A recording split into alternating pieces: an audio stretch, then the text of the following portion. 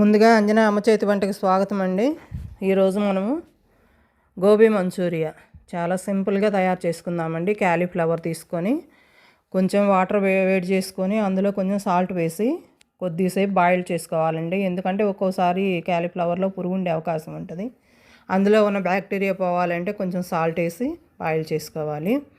తర్వాత మనం ఒక కప్పు తీసుకొని అందులో కొద్దిగా మైదా, కొద్దిగా వరిపిండి, కొద్దిగా కార్న్ఫ్లోరు వేసుకొని అందులో కొంచెం గరం మసాలా, కొద్దిగా ధనియాల పొడి, కొద్దిగా కొంచెం అల్లం వెల్లుల్లి పేస్ట్, చాలా కొద్దిగా ఎందుకంటే మనము హెల్తీగా చేసుకుంటున్నాం కాబట్టి చాలా తక్కువ వేసుకొని కలుపుకోవాలండి. కొంచెం ఒక చిటికెడు కారము, కొద్దిగా ఉప్పు వేసుకొని బాగా మెత్తగా కలుపుకొని అందులో క్యాలీఫ్లవర్స్ వేసుకొని ఆయిల్లో డీప్ ఫ్రై చేసుకోవాలండి.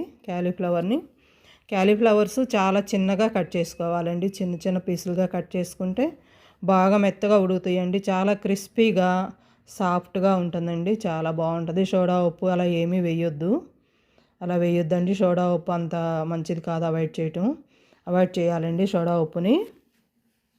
చూడండి, అలా క్రిస్పీగా చాలా సాఫ్ట్గా అయిపోయిన తర్వాత మనం దాన్ని మళ్ళీ పోపు పెట్టుకోవాలి. సన్నగా వెల్లుల్లిపాయల్ని సన్నగా తరుక్కోవాలండి. కరివేపాకు, కొత్తిమీర, అలా పోపులోకి కొంచెం కొత్తిమీర, సన్నగా తరిగిన వెల్లుల్లి ఎన్నైనా వేసుకోవచ్చండి, అది మీ ఇష్టం.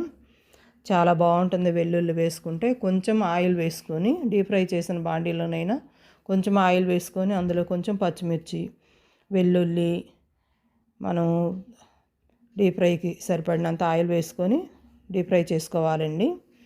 కొంచెం టమాటో సాసు, సోయా సాసు కొద్దిగా తీసుకుందాము. కొంచెం కార్న్ఫ్లోర్ ఒక గిన్నెలో కొంచెం వాటర్ వేసుకొని కార్న్ఫ్లోర్ కలిపి పెట్టుకోవాలి. ఇది డీప్ ఫ్రై అయిపోయిన తర్వాత అందులో కొంచెం ఆ కార్న్ఫ్లోర్ వాటర్ కూడా వేసుకోవాలండి.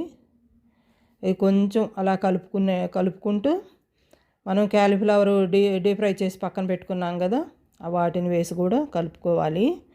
చాలా సాఫ్ట్గా, చాలా సింపుల్గా అయిపోయే రెసిపీ అండి. చాలా బాగుంటుంది. పిల్లలకు కూడా చాలా మంచి ఫుడ్. అంతేనండి. కొత్తిమీరతో గార్నిష్ చేసుకుంటే గోబీ మంచూరియా అయిపోయినట్టేనండి.